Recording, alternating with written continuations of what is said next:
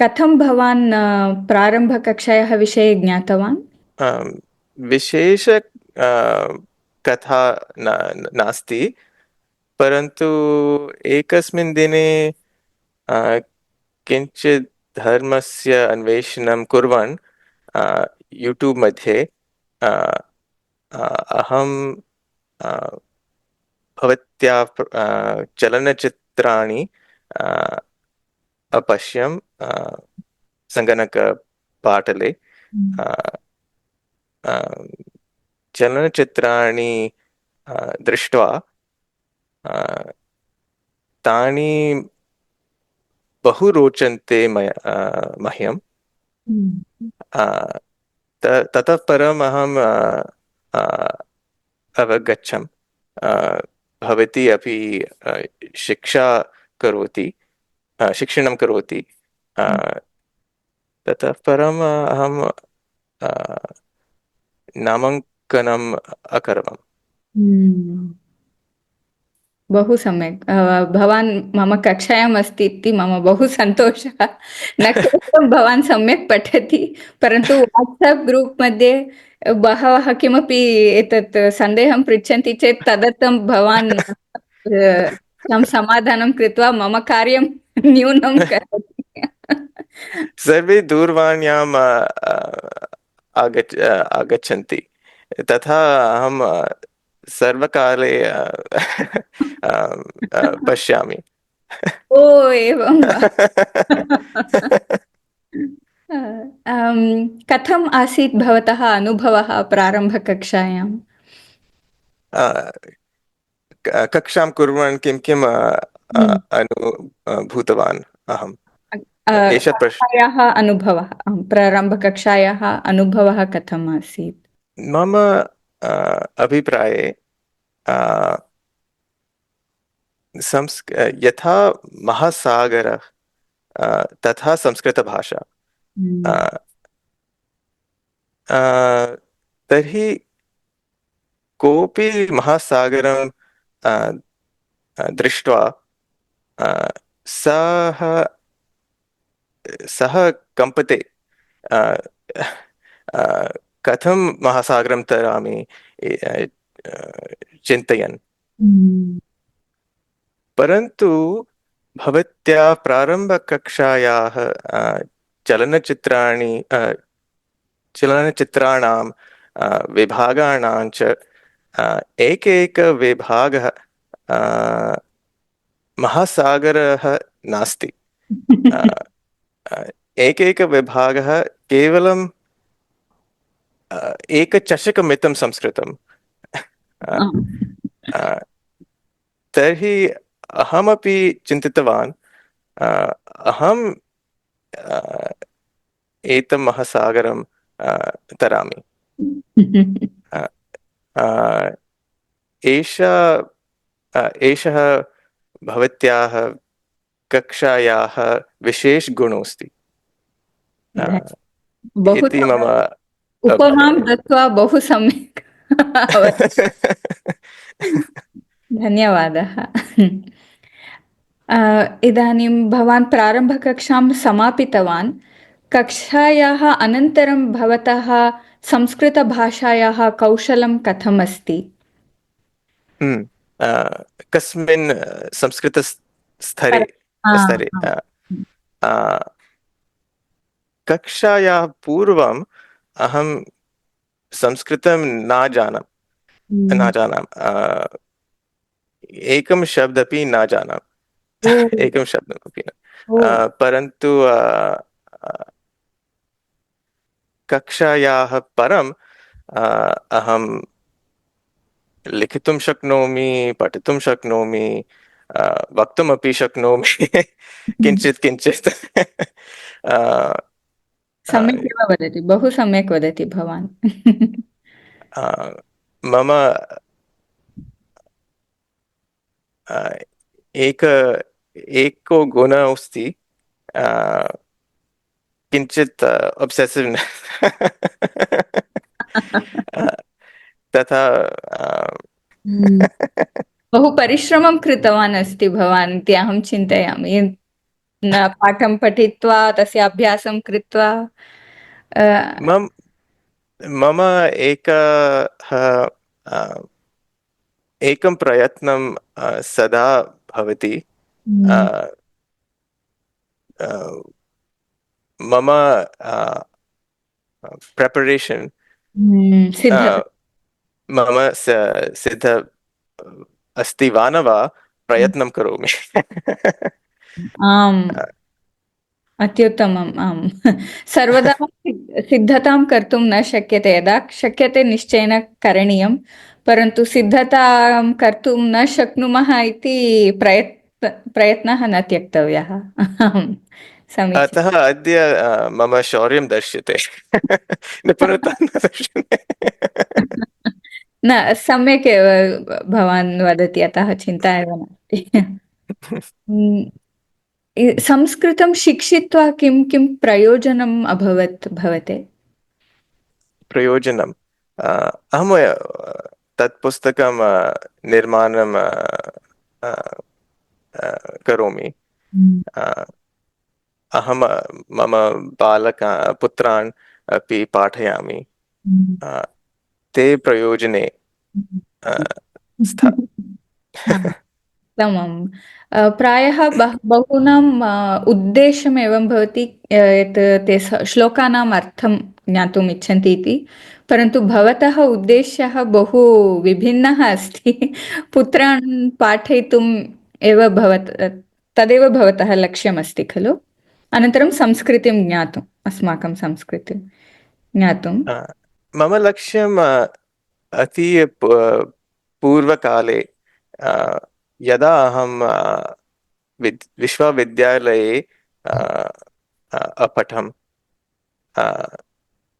तत्र अपि अहम् एका कक्षा अ, स्व्यकरवम्। हम्म। अ, तस्याः नाम वेदिक् रिलिजन्। ओ। तत्समये अ, तस्याः कक्ष्याः अध्यापिका अ, समीचीना नास्ति। अ, अ, बहु अ, विचित् विचित्रः बिभत्सः च विचारः प्रेष्यत्। अ, ओ। तथा तत्समये परम् अहं धर्मस्य अन्वेषणं अ, स्व स्व स्वयमेव न स्वयमेव स्व स्वयमेव। स्वयमेव अकरवम्। ओ। ओ, एतत् राजीव् मल्होत्रा महोदयः वदति खलु अमेरिकादेशे आम् एतत् आम् अस्माकं हिन्दू सनातनधर्मस्य विषये अपप्रचारं कुर्वन्ति इति। आम् आम् भवता अनुभूतं तत्? आम् यदा ते तत्समये ते अ, अवदन् अ, शिव भगवान् भारतदेशात् बहिः भारतदेशम् अगच्छत्। ओ। ते अपि अवदन् अश्वमेधयज्ञ अ, अ, द्वारा हम्म, अबौट् विषये विषये। विषये विषये बहु बिभत्सः विचारः। अ, ओ। अ, यदा अहं अ, अ, अपृच्छम् अ, अ, एतत् सत्यं वा ते माम् अ, अवदन् अवत्। भवान् हिन्दुत्वा। अ, तथा अ, त- तस्मात् परम् अहं मम स्वस्य अन्वेषणं करोमि। भवान् एकां कथां लिखितवान् अस्ति खलु संस्कृते? Mm. कृपया तां कथां वदतु। बहु रोचकी कथा अस्ति बालेभ्यः। अहं शक्यते चेत् चित्रं स्थापयित्वा स्थापयामि। एतां ए- कथां शील् महोदयः स्वयं लिखितवान् कक्षायाः समये। एकनिमेषं ददातु। हा, अस्तु। अ, अहं कथाम् अविन्दम्। ओ, अस्तु, कृपया। अ, कथायाः नाम पुण्ड्रो काकश्च। हम्म, अ, पुण्ड्रः इत्युक्ते सिल्क् वर्म्। हम्म, भारतवर्षस्य वनेषु एक एकः काकः वसति। एकस्मिन् दिने काकस्य शावकाः बुभुक्षिताः ताः सन्ति। यथावत् काकः तस्य शावकेभ्यः भोजनम् आनयितुम् इच्छति, हम्म, काकः तस्य पक्षौ चलति, वृक्षशाखेभ्यः उदीयते च।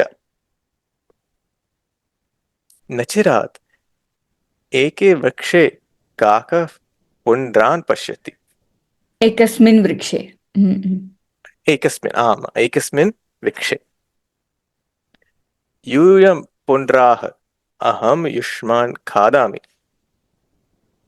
इति काकः विरसति। शीघ्रं च पादाभ्यां द्वे पुण्ड्रौ स गृह्णाति। हम्म, मम शावकानां भोजनं पुण्ड्रैः स्वादु भविष्यति इति चिन्तयति। काकस्य पादयोः पुण्ड्रौ भयभीतौ स्तः। तदा परन्तु पुण्ड्राभ्याम् एकः विचारः आगच्छति। हम्म, पुण्ड्रौ काकं वदतः, कृपया मुञ्चतु, एतत् सफलं न भविष्यति इति। हम्म, काकः परन्तु न शृणोति। तदा पुण्ड्रयोः उदरयोः गर्जाः सन्ति। पुण्ड्रयोः शरीराभ्यां सूत्रे उद्भवतः। हम्म, सूत्राभ्यां पुण्ड्रौ काकस्य पादौ बन्धतः। तथा काकः आकाशात् पतति। काकः भूम्यां शयते। तदा च दुःखः काकः दयां याचते। हम्म। दयां याचते। दुःखितः काकः, हा, दयामि। प्रज्ञौ पुण्ड्रौ काकां समीपे गच्छतः चिन्तयतः च। गच्छतः किं कुरुतः? चिन्त चिन्तयतः। चिन्त हा। चिन्तयतः च। कस्यचित् कालस्य अनन्तरं पुण्ड्रौ काकाय दयां प्रदातुं निर्णयं कुरुतः। हम्म। पुण्ड्रौ काकं मुञ्चतः च। हम्म। काकः अतः वदति, अद्यारभ्य अहं पुण्ड्रान् न खादामि, फलानि खादामः। जय पुण्ड्रौ इति। जयपुण्ड्रौ इत्युक्ते बहु अहमेव एतां कथां बहु इच्छामि। अहं चिन्तयामि भवतः पुत्रौ निश्चयेन इच्छन्ति इति, इच्छतः इति। पुण्ड्रौ तत्समये एव सूत्रस्य निर्माणं कृत्वा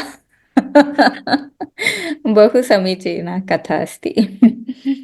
बहवः संस्कृतं शिक्षितुम् आरभन्ते, परन्तु विघ्नाः भवन्ति, अन्यकारणानि भवन्ति जीवने, अतः मध्ये स्थगयन्ति। भवान् तु भवतः त्रीणि अपत्यानि सन्ति, अतः निश्चयेन अनन्तरं भवान् मैक्रोसाफ्ट् संस्थायां कार्यं करोति, अतः निश्चयेन भवतः बहु अन्यकार्याणि निश्चयेन भवन्ति। कथं संस्कृतार्थं समयं दत्वा सम्पूर्णप्रारम्भकक्षां समापितवान्? कोऽपि उपायः अस्ति वा येन अन्येषामपि तेन उपायेन प्रयोजनं स्यात् तादृशः उपायः अस्ति चेत् कृपया वदतु। आ, मम अभिप्राये आ, तस्या आ, आम, समस्यायाः आ, आ,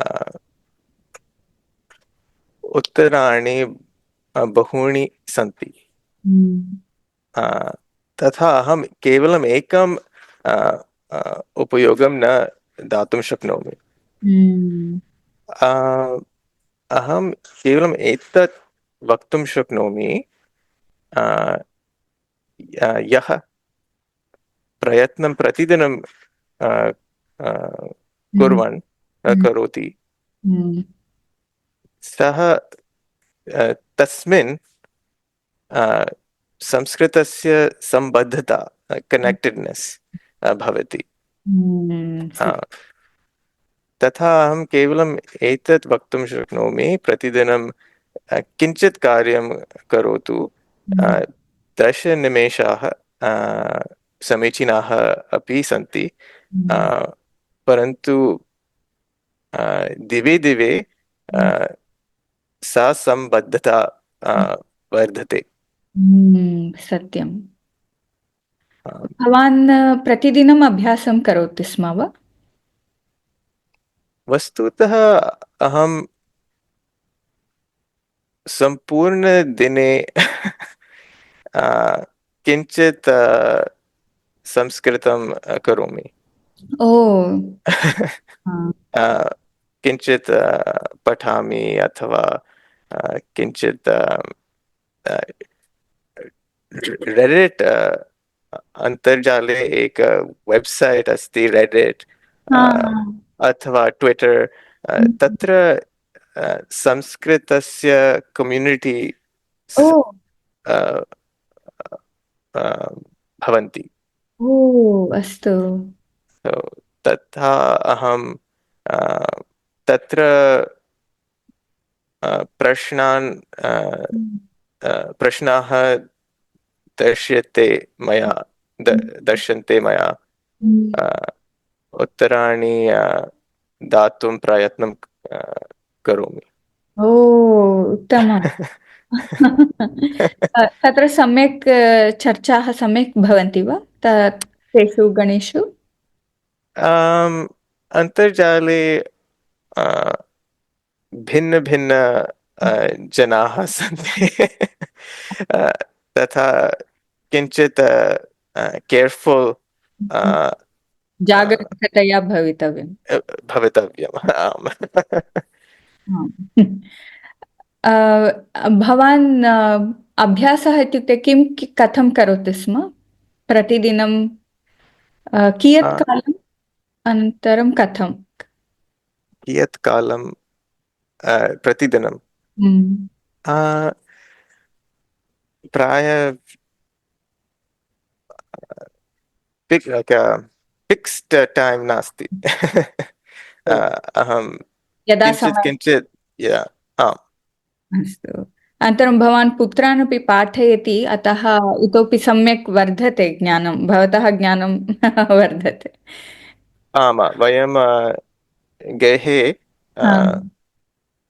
अ, प्रकोष्ठतः अन्यप्रकोष्ठपर्यन्तं अ, वयं पॉइंट एंड से कुर्मः। ओ, इत्युक्ते किम्? So, यदा कप् अस्ति, हम्म। तथा ते वदन्ति चषकः, हम्म। अथवा दूरवाणी, अथवा ओ, स्नापल् कूपी। एकस्मात् प्रकोष्ठात् अन्यत् प्रकोष्ठं गमनसमये किं किं गम- वस्तु आगच्छति आ, सर्वमपि? ओ, अद्भुतम्। आ, आम्, तत् ओ। वयं कुर्मः। आ, बहु सम्यक्। एवं बहु क्रीडाः भवान् रचितवान् अस्ति वा पुत्राणां कृते? आम्, वयं गृहपठनं कुर्मः। हाँ, ते हो। विद्यालयेन हम्म, गच्छन्ति, तथा बहु समयः अस्ति। हम्म, वयमपि चूस् कर्तुं शक्नुवः हम्म, किं किम् अभ्यासं करणीयम्। हाँ, हाँ, बहु सम्यक्। अन्ते भवान् अन्यत् किमपि वक्तुम् इच्छति वा? केवलम् एको विचारः विस्मृतः अस्ति। अहम् एतत् निश्चयेन वक्तुम् इच्छामि। भवत्या कक्षा बहु सम्यक्, बहु सहनशीलतया भवती पाठयति। अ, अ, तथा अहं निश्चयेन एतत् वक्तुं इच्छामि। अ, अ, हृदयात् अनुशत्यं महोदयायै अतीव धन्योऽहम्। हम्म, मम सौभाग्यं भवत्सदृशः छात्रः अहं यथा उक्तवती, भवान् न केवलं पठति, मम कृते साहाय्यमपि करोति। न केवलं तद्, भवतः प्रश्नाः अपि बहु सम्यक् कक्षायां ते तस्मात् अहमपि बहु विषयान् शिक्षितवती। अनन्तरम् इदानीं भवान् बालसाहित्यम् एवं रचयति इति ज्ञात्वा मम महान् सन्तोषः अस्ति। बहु न्यूनम् अस्ति बालसाहित्यं संस्कृते। एवं बहवः कुर्वन्ति चेत् निश्चयेन संस्कृतक्षेत्रे एव तस्य उपयोगः बहु भवति। बहु धन्यवादः शील् महोदय। एतत् पाड्कास्ट् भवान् आगत्य बहु सम्यक् उक्तवान्। भवतः जीवनस्य अनुभवान् अपि भवान् उक्तवान्, बहु सम्यक्। अनन्तरं भवान् यदा तत् पुस्तकं पब्लिष् करोति, निश्चयेन आवां पुनः एकं पाड्कास्ट् कुर्वः। तत् पुस्तकं दर्शयतु, ये इच्छन्ति ते क्रीत्वा तेषां पुत्राणां कृते पाठयितुमपि ते उपयोगं कर्तुं शक्नुवन्ति। मम बहु सन्तोषः। महान् बहु सन्तोषः। धन्यवादः, बहु बहु स्वागतम्। धन्यवादः। Namaste. Do you want to understand the meaning of Sanskrit shlokas or texts yourself without depending on translations? Are you interested in exploring the Indic knowledge but lack of Sanskrit knowledge is stopping you? You hear shlokas and mantras being chanted in temples or in any religious ceremony, but most people are not aware of what is being said and hence do not realize how beautiful and profound they are. Apart from this, there is a huge amount of knowledge that is written in Sanskritam. There is science, math, architecture, political science, spirituality, logic and reasoning, linguistics, medicine, and so much more. Take any subject, the ancient Indians have gone into great depth. So if you are interested in exploring any such area, then Sanskrit is your doorway. The Prarambha course is for beginners, which will help you understand the structure of the Sanskrit language, help you understand the meaning of shlokas and other texts, and will also help you speak in Sanskrit. This is a structured course which makes Sanskrit learning easy and fun.